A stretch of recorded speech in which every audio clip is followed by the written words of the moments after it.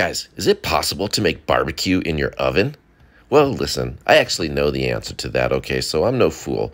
But check it out, if you don't have a smoker, this is as close as you're going to get without having an actual barbecue to do this on. So first thing we're going to do, I got this killer brisket, and I'm going to trim it up. I want to take most of that fat off. We're not taking it all, though, because, you know, fat equals flavor. Plus, a little bit of fat helps keep some of that moisture in. I don't need a 1-inch cap on this thing, though. So get yourself a sharp knife out, go ahead and just start trimming. I'm kind of shaving it off a little bit at a time. I don't want to take any big chunks of meat. So I'm taking my time, just shaving this thing down. I want to get about a 1/4 inch of fat on there, not too much more than that. Go all the way around. We're going to flip it over. I got this big chunk on the backside here. We're going to take that off. Like I said, once again, just shave it down a little bit at a time. Get most of it out of there. This is looking pretty good. Now we're going to go down with our mustard. This is going to be the binder. This is going to be the glue that holds on that spice rub. Of course, you're not going to taste this mustard at all. And this is a very traditional step when making barbecue. So guys, I'm going to follow most of those traditional steps. I'm just not going to put any smoke on this, unfortunately. So we're going to go ahead and put our barbecue spice rub on next. Be sure and get a full coating. End to end, side to side. We'll flip it over and we're going to do the other side too. We'll start with our mustard. Once again, get it all over. Rub it in. Get a nice even coating all the way around this whole thing. Be sure and get the sides as well. We want this whole thing to be flavored. And go ahead and hit it with some more of that barbecue spice rub. I make my own spice rub. You can use any that you want. There's a lot of good ones available in the stores. So once again, a nice good coating. Be sure that's on there really well. It's not going to go anywhere with that mustard binder that holds it on there. Once we're good to go, guys, I have my oven set, 225 degrees. I'm going to let this thing go all night. It's 9 p.m. I'm going to let it go while I sleep. Into the oven it goes, and when I wake up, guess what? It's 5:30 a.m. and look at that thing. It's been going for about 8.5 hours. It has an internal temperature of 180 degrees, and it's time to wrap it.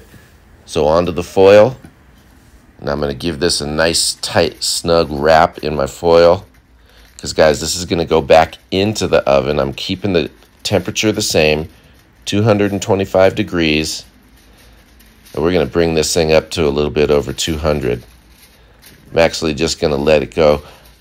I'm going to drink some coffee, then I have some doctor's appointments this morning. Then I'm going to run to Sam's Club and do a little bit of shopping, and when I get home, we're going to check this thing out. Meanwhile, we're just going to set it and forget it. Look at that, nice and snug. Get it all wrapped up. Be sure it's a little tight. Into the pan, back into the oven. Forget about it. Guys, when I come back, now it's about 12:30. This thing has been cooking for a little over 15 hours. We're going to let it rest.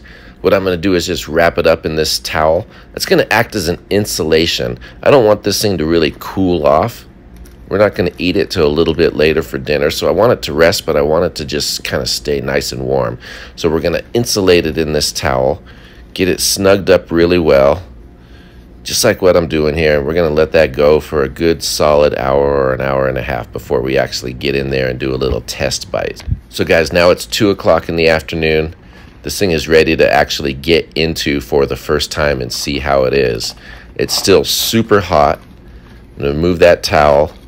We're going to start pulling it out of this foil, and it smells so good. It's looking juicy. So this is going to be the real test. We're going to see how it turned out. 15.5 hours of cook, low and slow. Cut it in half. Guys, look at this thing. It absolutely looks perfect. I know there's no smoke ring. I didn't get any of that killer smokiness on it, but trust me, my spice rub is delicious, and this thing is just falling apart. It's super moist. It's time to try it. Here we go. And I think Gus wants to have a little bite too, maybe later. That's good. So with the exception of the smoke flavor, I think this came out perfect. And I know a lot of people are going to say I can add liquid smoke, but I'm really not a fan. So it's super tender. Has great, great flavor from the rub. And of course, the brisket itself, the piece of meat's just delicious. There's no smoke. I wish there was, but guys, this turned out really good. For cooking it in my oven, that kicks butt. Look at that. So juicy. Just falls apart. Totally worth it. So guys, let's make a sandwich. I got this long ciabatta roll. We're gonna go ahead and just split it, and then we'll cut it into some individual rolls. I think this is gonna be the perfect bread for this sandwich. So the first thing I'm gonna do is get a little bit of butter. I'm gonna lather this thing up. We're gonna griddle it in my little griddle pan, and we're gonna get it nice and crispy. So griddle pan is hot. Throw it down there. Let it get nice and crispy. Get some color on the bottom. Look at that. I think that's ready. It's time to build a sandwich. And guess what? Here's a quick, rare appearance from my other daughter. I love it when she steps in from time to time. Okay, so I have the meat. It's been warming all afternoon. It's time to eat. First thing I'm going to do is take that bun, and I have some jalapeno mayo. I'm going to put a little bit of that down. I am a mayo fan, so I put it on almost every sandwich I eat. And the spice is going to be perfect. Time to cut up some brisket. This thing is just still loaded with juices. Totally smells good. It's steaming hot. This is just going to be a great sandwich, I can already tell. Brisket goes down. Nice thick layer, guys, and look at that. But we're not done, because I've also got some barbecue sauce. This is homemade. It's sweet and tangy. It's going to work absolutely perfect with this brisket. So I'm loading it up, guys. I want this thing saucy. And then guess what? From Nevada Brining Company, I have these killer Valley of the Fire pickles. They're sweet and spicy. They're bread and butter pickles with a hint of heat, and they're going to be absolutely amazing on this. I already know. The pickles are delicious, maybe some of the best I've ever had. So that's the sandwich right there. Look at that. That's ready. I'm going to throw on the lid. Guys, we cut that thing in half, and look at that. Man, just get in there and enjoy.